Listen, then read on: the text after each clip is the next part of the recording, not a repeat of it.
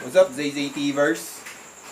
So, for today's video is tulad ng sabi ko sa last vlog natin, tuturuan ko kayo kung paano kumuha ng speed manually. So, kung gusto niyo malaman, keep on watching.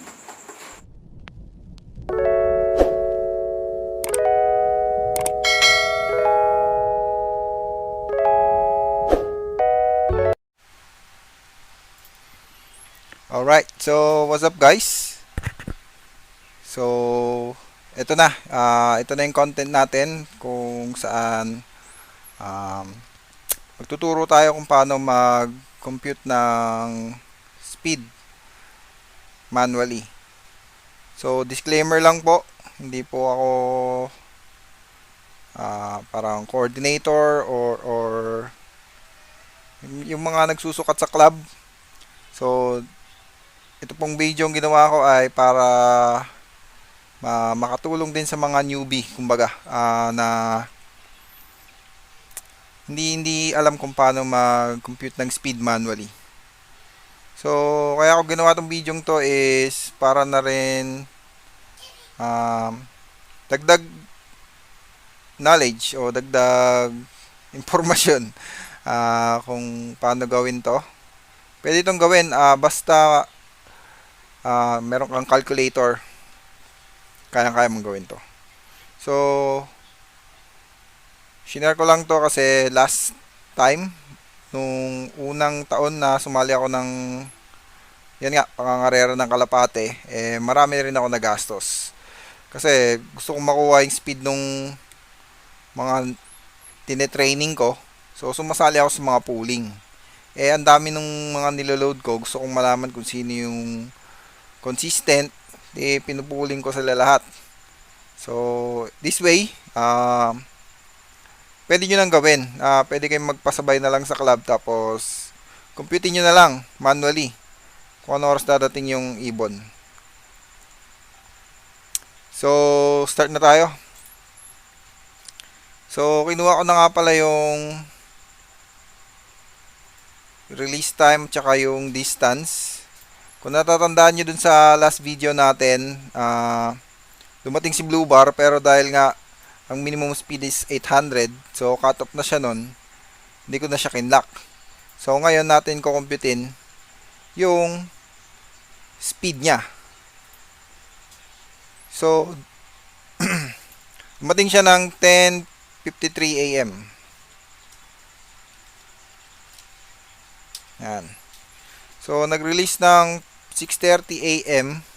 So, ang flight time niya is 4 hours and 23 minutes.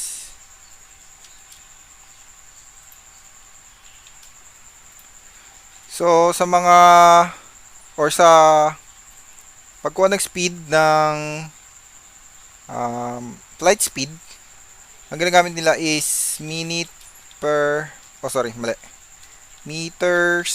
per minute. So, ang gagawin lang natin is i-convert natin to. Since yung loft distance natin is nasa kilometers pa siya,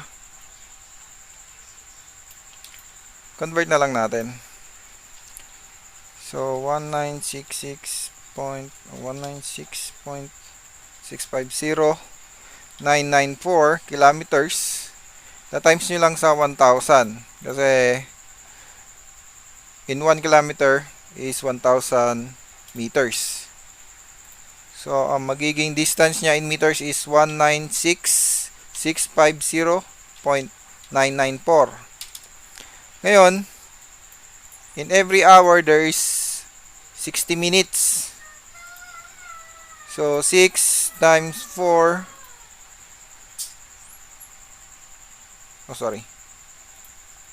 60 times 4, 240. Plus 23, 263.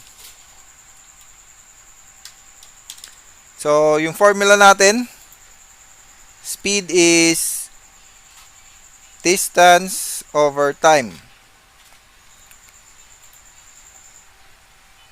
Since nakuha na natin yung distance natin in meters, which is 1966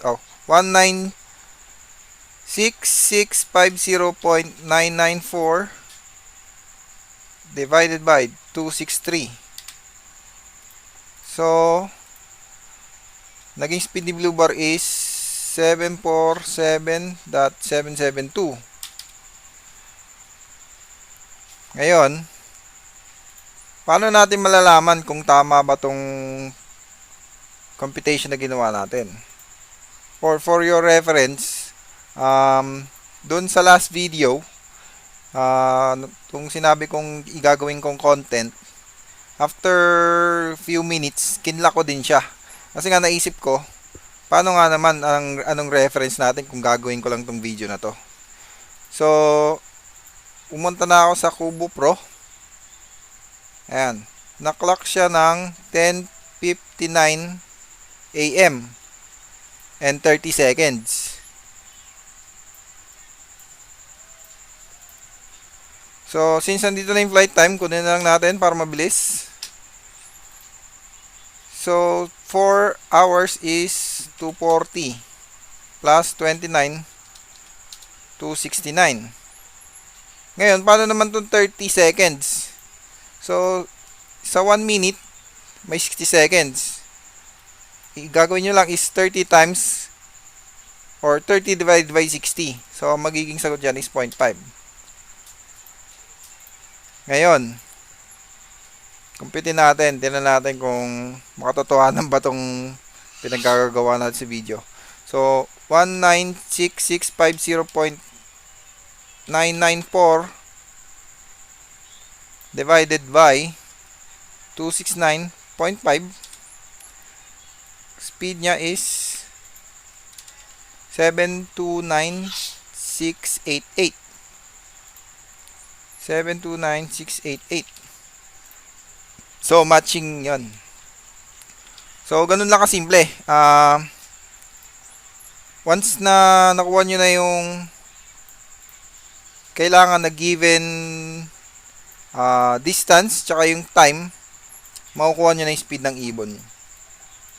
So, kung natuwa kayo sa video na to, please don't forget to subscribe our channel.